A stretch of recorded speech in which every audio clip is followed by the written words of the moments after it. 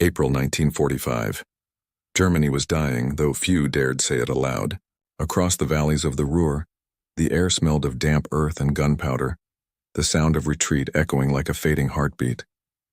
Fields once golden with wheat now held the bones of tanks, horses, and dreams. What the Reich had left were no longer soldiers but children, thin, shivering, their faces too young for the rifles they carried. Their commander, a man barely in his 30s, looked down the line of boys and wondered how history would remember this grotesque parade. Most were 15, a few even younger. They wore mismatched uniforms, school shoes under military coats, armbands stitched by trembling mothers, helmets too wide for their heads. These were the last believers of a dying God, molded by the Hitler-Jugend creed that promised immortality through obedience. For years they had been taught that the Führer was Germany itself, that surrender was betrayal, mercy was weakness, and death for the fatherland was the highest honor. Now, as American shells rolled closer, those lessons were all they had left to cling to. In the small town of Dülmen, the church bells had fallen silent long ago, cracked by artillery fire. Smoke drifted from chimneys where families once baked bread. The boys bivouacked in the schoolyard where they used to recite multiplication tables. The blackboard still bore half-erased words from the last arithmetic lesson, a haunting trace of childhood abruptly replaced by war. Their rifles leaned against desks scarred by initials. Chalk dust mingled with gun oil. 15-year-old Emil Weber, small for his age but fierce in his blue eyes, sat by a broken window polishing his weapon. He'd once dreamed of being a pilot, of touching the clouds his father described before dying over Stalingrad. Now the only sky he would see was through drifting smoke. The officer had told them that the Americans were animals, that they raped and slaughtered without mercy, that a bullet was kinder than capture. Emil believed it. He believed everything, because believing meant that his father's death had meaning, that the pain of hunger, fear, and loneliness was all part of a holy cause. Outside, the sound of boots crunching on frost made the boys snap to attention. Their commander, Oberleutnant Kruger, strode through the ranks, face gaunt but eyes still bright with fanatic light. "You are the future of Germany," he declared. "The Americans are weak. They will hesitate. You will not." The words hung in the cold air, memorized phrases from a collapsing empire. Behind his back, one boy whispered to another, asking if the Americans really had flying machines that dropped food instead of bombs. The other shrugged. Rumors had replaced news. Faith had replaced sense. As dusk fell, they gathered in the school's cellar, clutching tin cups of watery soup. Someone started humming a song. Unsere Fahne flattert uns voran. But the tune broke off halfway, swallowed by the low rumble of artillery in the distance. Emil's best friend Otto, only 14, stared at the flickering lantern. "Do you think they'll shoot us if they catch us?" he asked. Emil hesitated. "They'll do worse," he said softly. It wasn't conviction. It was fear pretending to be courage. Above them, the wind rattled the shattered windows like a ghost demanding to be heard. The town had become a skeleton of itself, walls pockmarked with shrapnel, gardens churned to mud. Yet the Nazi banners still fluttered from the rooftops, soaked in rain, defiant against reason. The boys were told that salvation would come from the Alps, that secret weapons, Wunderwaffen, would sweep the Allies away. Some even believed that Hitler had an army of ghosts waiting beneath Berlin. It was easier than facing the truth that no help was coming. On the morning of April 10th, a scout ran in breathless. Americans, 2 kilometers away. Panic and purpose struck the camp like lightning. The boys rushed to their positions behind sandbags in doorways atop the church tower. Emil's hand shook as he loaded his rifle. Kruger barked orders, his voice echoing through the empty streets. "Remember what you were taught. The Führer watches you." It was less command than prayer. From the east, the first American Sherman tank rolled into view, its olive hull glistening under the pale sun. A white star painted on the side looked almost gentle compared to the black cross on German helmets. The boys fired wildly, bullets sparking off armor. The Americans hesitated, unsure what they were facing, snipers or civilians. Through binoculars, one U.S. sergeant muttered, "Jesus, they're kids." The radio crackled. "Hold fire if possible." But war seldom obeys mercy. Mortar shells screamed overhead. The boys ducked, deafened by explosions that tore through the courtyard. Emil felt the shockwave lift him from the ground, ears ringing, dust filling his lungs. When he opened his eyes, Otto lay beside him, motionless, his cap blown away. The rifle slid from Emil's hands. For the first time, he wondered what his mother would think if she saw him like this, face smeared with blood and soot, defending a dream that had already died. Kruger shouted from the bell tower, waving his pistol. "Hold your ground! You are Germans!" But the echo of his voice only met silence. The younger ones were crying now, too numb to reload. One boy crawled toward the road, hands raised, whispering that he wanted to go home. A shot cracked, the commander's bullet catching him between the shoulders. The others froze, terrified not of the enemy but of their own. When the shelling stopped, smoke coiled through the air like ghosts rising from the earth. The American troops advanced cautiously, rifles ready. They found the schoolyard littered with helmets, shattered rifles, and trembling boys who no longer knew whether to run or pray. Kruger was gone, fled or dead, no one knew. Emil sat beside Otto's body, eyes empty. The propaganda had promised glory. What he saw instead was absurdity. An American soldier, young, mud-streaked, just as tired as the boys he faced, stepped forward, gun lowered. He called out in broken German, telling them to surrender. None answered. They had no language left for trust. The soldier sighed, muttered something to his comrade, and gestured toward the medic behind him, a man carrying a red cross on his helmet and kindness in his eyes. The medic knelt beside the nearest boy, offering water, his voice low and calm. Emil watched from the shadows, frozen between hatred and longing.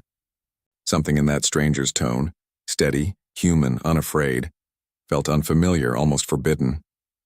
For years, the world had been divided into monsters and heroes, good blood and bad. Yet here was an enemy reaching out, not with a weapon, but with mercy.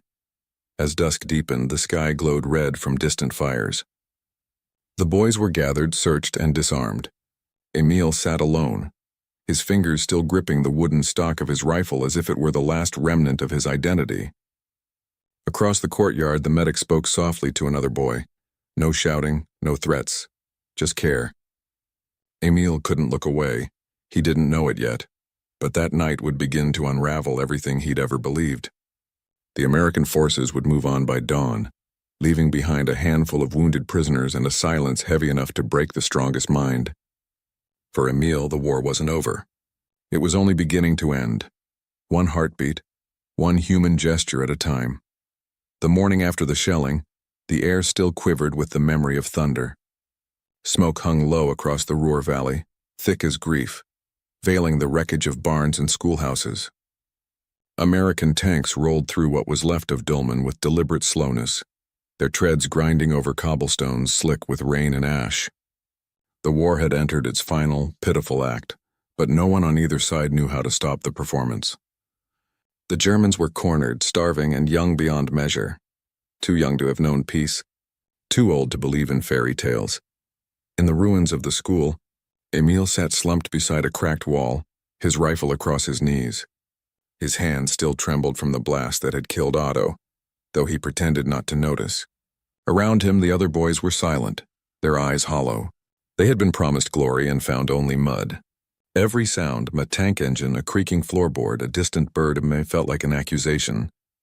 The town smelled of burned paper, and a creaking floorboard, a distant bird, felt like an accusation. The town smelled of burned paper and wet stone, the scent of endings. Through the morning mist, they heard it again, the rhythmic growl of approaching armor. An American column was advancing from the east, their silhouettes blurred in the haze. Kruger was gone, vanished into the night like a ghost who no longer believed in his own orders. The boys were alone now, abandoned with their indoctrination and fear. A few whispered about running to the forest. Emil said nothing. Running from the enemy felt the same as running from his father's shadow, and he didn't yet know how to do either. When the first tank appeared at the edge of the village, its cannon sweeping the street, panic rippled through the boys like wind through brittle reeds. One of them fired without orders, a wild, defiant shot that pinged harmlessly off steel. The Americans halted. A voice shouted through a loudspeaker in accented German, "Lay down your weapons! You will not be harmed." The words sounded like a lie. The boys had been told that surrender meant torture, that mercy was a foreign trick. They scattered, firing from windows, from behind rubble, from the bell tower that no longer had a bell. The Americans returned fire measured and merciless. Bullets tore through the wooden walls where arithmetic problems still lingered in chalk. Emil ducked as plaster exploded above his head. He could hear a boy crying, a sound more jarring than the gunfire. The medic's tent on the American side was already filling with casualties, not soldiers this time, but children. Lieutenant Brooks, leading the patrol, lowered his binoculars and muttered, "This is madness. They're just kids," his sergeant grunted. "Yeah, but they're kids with Mausers." By noon, the battle had shrunk to a series of desperate gestures. A few boys tried to flank the tanks, clutching hand grenades too heavy for their wrists. Others stayed in the shadows, firing until their rifles jammed. Emil crawled through the debris toward the church steps, his knee bleeding from shrapnel. He wanted to be brave, to be the kind of soldier the posters had promised. But every time he saw a muzzle flash, his heart seized. It was not courage that kept him fighting now. It was confusion. The Americans advanced cautiously, their uniforms streaked with mud, helmets dented from weeks of continuous combat. They had faced the Wehrmacht, the SS, the Luftwaffe, but nothing unsettled them like this. Sergeant Hayes, a medic from the 95th Infantry Division, followed behind the first line, scanning for movement. He was 30, with the worn patience of a man who had seen too much, when he caught sight of a figure darting between ruins, small, terrified, carrying a rifle almost as long as his body. His stomach turned. "Jesus Christ," he muttered. "They sent babies to fight us." From the second floor of the school, a shot cracked. An American radio operator fell beside Hayes, clutching his shoulder. The medic dove for cover, his helmet scraping brick. He raised his head cautiously and saw the shooter, a boy no older than 16, trembling behind the shattered window. Hayes lifted his hand, signaling not to shoot back. The others hesitated. In that pause, the boy fired again, missing wide. Another soldier cursed, pulled the trigger, and the boy fell backward out of sight. The silence that followed was unbearable. Hayes pushed forward despite the protests. "I'm going in," he said, waving the red cross on his helmet. Inside, the air was heavy with dust and fear. Desks lay overturned, textbooks torn open like wounds. He found the boy sprawled near the stairwell, blood pooling beneath his shoulder. His rifle was still clutched tight, fingers locked by rigor and panic. Hayes knelt, unfastened the boy's grip, and whispered, "You're all right, kid. Just breathe." But the boy didn't understand English. His lips moved in broken German prayers. "Führer, vergib mir." "Forgive me." Hayes looked up and saw another figure in the corner. Emil.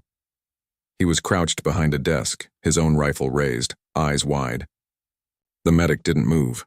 The two stared at each other. One man who had seen too many wars, one boy who had seen only this one. Time stretched. Outside, gunfire rattled on, indifferent. Hayes lowered his voice. "You don't have to do this." Emil hesitated, then shouted in German, "You'll kill us anyway." The medic shook his head slowly, reached for his canteen and rolled it toward him. "Water," he said simply. Emil's throat ached with thirst, but pride burned hotter. He kept the rifle aimed, though his arms shook. When Hayes reached forward, he flinched and accidentally pulled the trigger. The bullet tore through a desk leg, ricocheted, and grazed Emil's cheek. The shock froze them both. Hayes didn't move. He didn't even blink. Instead, he crawled closer, one deliberate inch at a time, until he was beside the boy. Then, without a word, he pressed a bandage against Emil's cut. Outside, the firefight faded into distant echoes. The American officers were calling for ceasefire. The resistance had collapsed. Inside the ruin, the medic sat with the boy who could no longer tell if he was prisoner or patient. Hayes spoke softly, almost like a father scolding gently. "You're just a kid, aren't you?" Emil didn't answer, but his shoulders began to shake. When Hayes reached out, the boy flinched, then slowly let himself lean into the man's arm. By dusk, the Americans had secured the town. The prisoners were gathered in the square. A dozen trembling boys in tattered uniforms, their faces pale in the firelight. Emil stood among them, dazed, his cheek bandaged. Hayes watched from a distance, helmet in hand. He could still feel the weight of the boy's shoulder against him, the fragility of it. War had turned them into enemies, but the truth was simpler and crueler. They were both just survivors of different lies. When night fell, the valley went quiet for the first time in months. The stars appeared faintly above the smoke, as if unsure they were welcome. Emil sat in the corner of the square, staring at the horizon where the Americans had come from. He wanted to hate them, but all he could think about was the warmth of that stranger's touch, the steady voice that hadn't shouted or judged. Somewhere deep inside, something old and brittle began to crack. Not surrender, not yet, but the first fracture in the wall that kept him from being human. He looked at Hayes one last time before the soldiers led them away. The medic caught his gaze, gave a small nod, and turned toward his tent. The war would rage elsewhere tomorrow, but for these few survivors, the real battle, the one between hate and memory, had just begun. The rain returned 2 days later, washing soot from the rooftops and leaving the valley smelling faintly of rust and smoke. The war had moved east, but its echo lingered in every broken wall, every hollow stair. The captured boys were herded into a makeshift enclosure beside the town square. Wire fencing pulled from barns, guarded by men too tired to gloat. They sat in the mud, their uniforms stiff with dirt, their eyes searching for orders that would never come. Emil sat among them, silent, his cheek still bandaged where the bullet had grazed him. He hadn't spoken since that day in the schoolhouse. The Americans didn't know what to do with them. They weren't soldiers, not really. Some couldn't even tie their boots properly. When the rations arrived, most of the boys just stared at the food, afraid it was some trick. Propaganda had told them the Allies would poison prisoners. It took one of the cooks, an older private from Ohio, to take a bite of his own stew before they dared eat. The sound of spoons scraping tin bowls broke the silence for the first time in days. Sergeant Hayes had been ordered to the medical post on the northern edge of town, but something in him refused to leave. He told his commanding officer that he needed to check on the miners, though the truth was harder to name. He couldn't shake the image of that trembling boy behind the desk, the rifle shaking in his hands. War had taught him that you can't save everyone, yet here he was, haunted by the one he might still reach. He found Emil near the fence, sitting with knees drawn to his chest, staring into nothing. The others huddled close, whispering in bursts of nervous German. Hayes approached slowly, hands visible, voice steady. "You remember me, kid?" Emil didn't answer. He just stared at the ground, jaw tight as though silence was the last weapon left to him. The medic crouched beside him, close enough to feel the cold coming off his skin. "You're bleeding again," Hayes said softly, nodding toward the reopened cut beneath the bandage. Emil muttered something barely audible. "Don't touch me," but Hayes didn't move away. Instead, he unwrapped the old cloth, revealing the thin line of scabbed skin beneath. "You'll get a scar," he said, trying for humor. "Chicks dig scars." Emil frowned, not understanding the joke, but something in the medic's tone made him hesitate. The man's hands were steady, too gentle to belong to an enemy. For the first time, Emil met his eyes. What he saw there wasn't pity. It was recognition. Around them, rain tapped softly on metal helmets and puddles rippled under gray light. Hayes pulled a small piece of chocolate from his pocket, a ration bar wrapped in silver foil, and held it out. "For you," he said simply. Emil shook his head. "I don't want American food." Hayes shrugged. "Good. More for me." He broke it in half anyway, set a piece beside the boy, and leaned back on his heels. After a minute, Emil's hand crept forward. The chocolate melted on his tongue, strange and sweet, the first taste of something untainted by orders. A shout came from across the yard. Another group of captives was being marched in, 5 boys no older than 14 trembling under wet blankets. One of them clutched a wooden toy rifle, still believing it meant something. The guards guided them gently, offering water. But one boy, blond and wide-eyed, bolted through a gap in the wire and sprinted toward the trees. An American raised his rifle. Hayes shouted, "Hold fire!" The shot cracked anyway, echoing across the courtyard. The boy stumbled and fell face first into the mud. Everything stopped. The guards froze. The other boys began to wail, a high, keening sound of fear and disbelief. Hayes ran forward, splashing through puddles, shouting for a medic before realizing he was the medic. He rolled the boy over. The bullet had only grazed his shoulder, but blood spread fast through the soaked fabric. The child's lips quivered as he tried to speak. Hayes ripped off his field jacket and pressed it against the wound. "Easy," he whispered. "You're not dying today." Emil stood at the fence, gripping the wire until it bit into his palms. He could hear the boy sobbing, could see Hayes kneeling in the mud, arms around him. Something inside him twisted, an emotion he didn't have words for.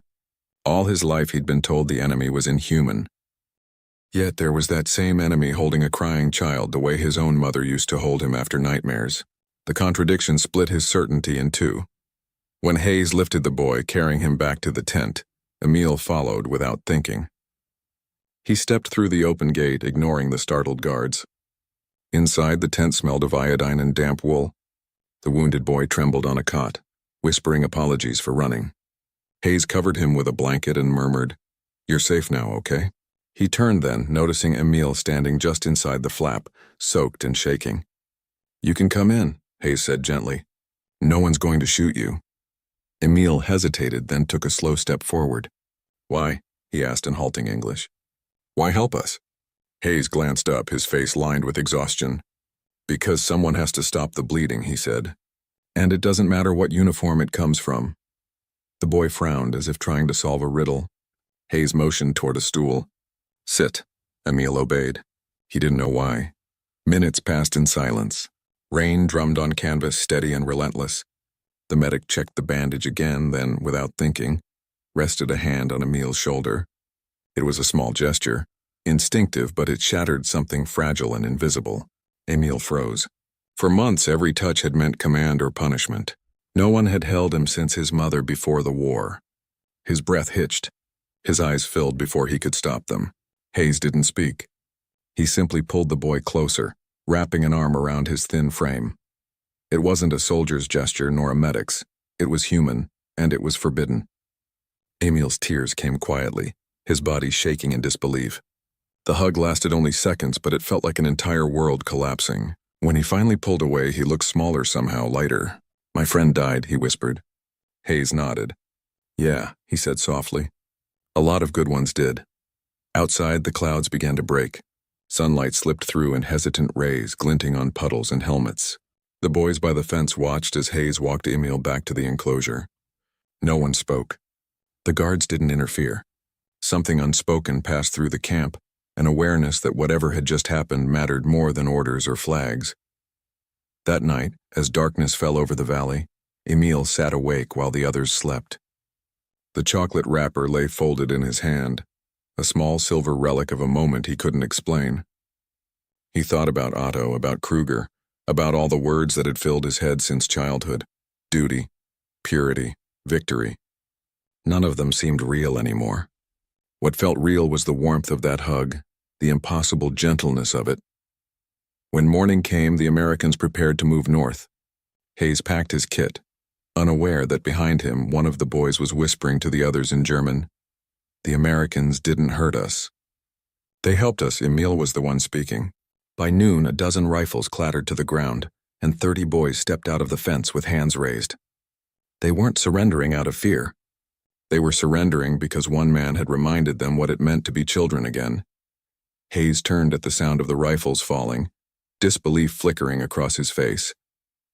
Emil met his gaze through the rain and gave a faint nod, almost a smile. For the first time in his life, he wasn't following orders. He was making a choice.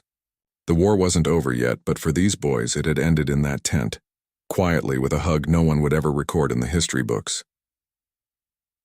By mid-May, the Ruhr Valley no longer echoed with gunfire. The air smelled of wet wood and relief, and the sound that replaced explosions was the clatter of soup ladles and the laughter of men who hadn't laughed in years. The boys of the Hitlerjugend sat in a new kind of silence. Not the terrified stillness of battle, but the stunned quiet of survival. Behind the wire of a makeshift camp outside Remagen, they watched their captors move with a strange gentleness, as if even the victors feared to break the fragile peace that had settled over the land. Emil stood at the edge of the fence, his bandage replaced with a cleaner one, his posture more boy than soldier now. Around him, the others were changing too. One had begun carving a wooden horse from scrap wood. Another spent his hours tracing maps in the dirt.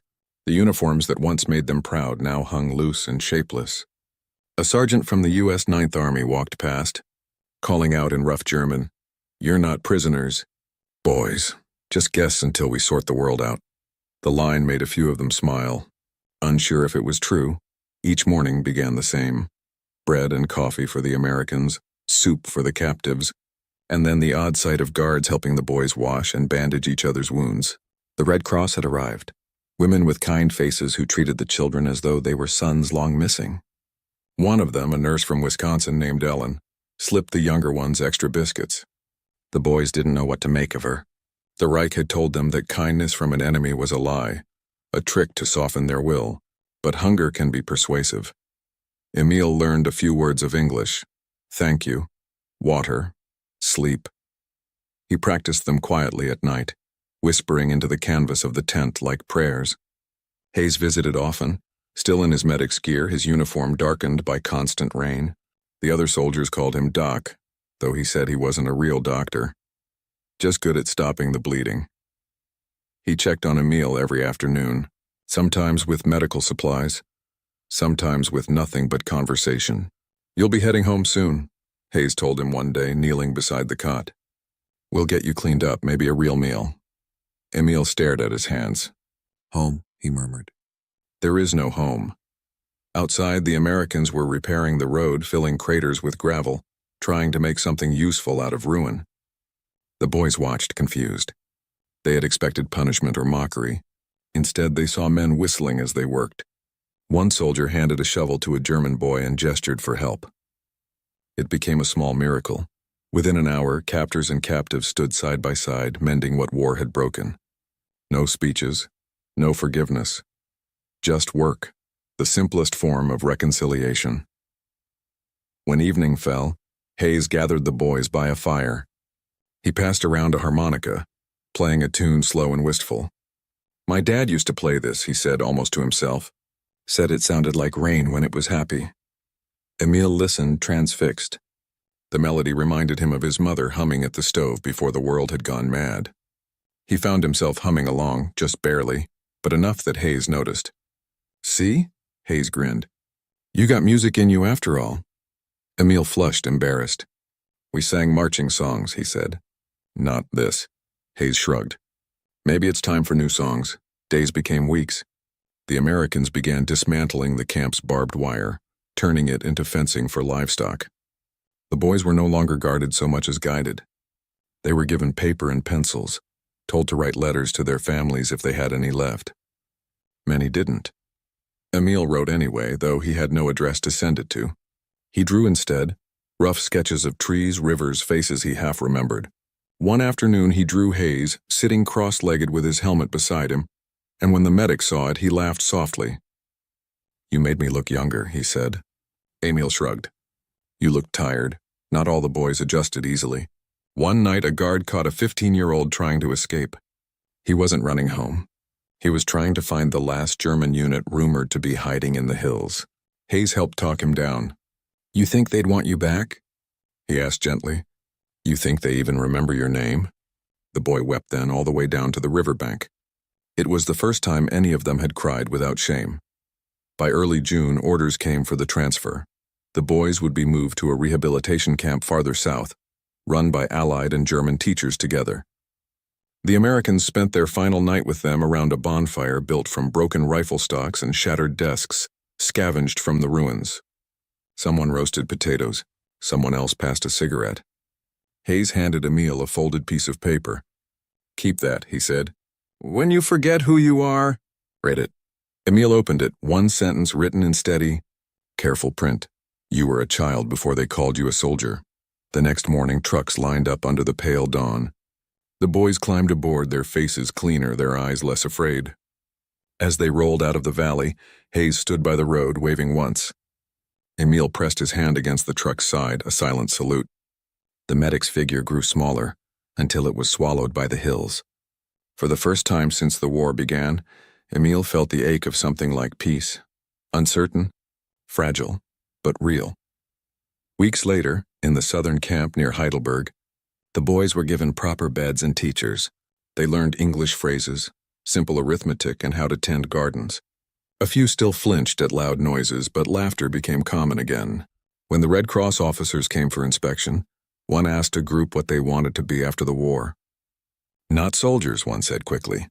Emil smiled at that. "Sons," he added softly, and the officer didn't correct him. In late summer, Hayes received a letter at a field hospital in Bavaria. The handwriting was uneven but determined. "I am safe now. I draw every day. When I grow up, I want to help hurt people like you did. Thank you for not seeing me as an enemy."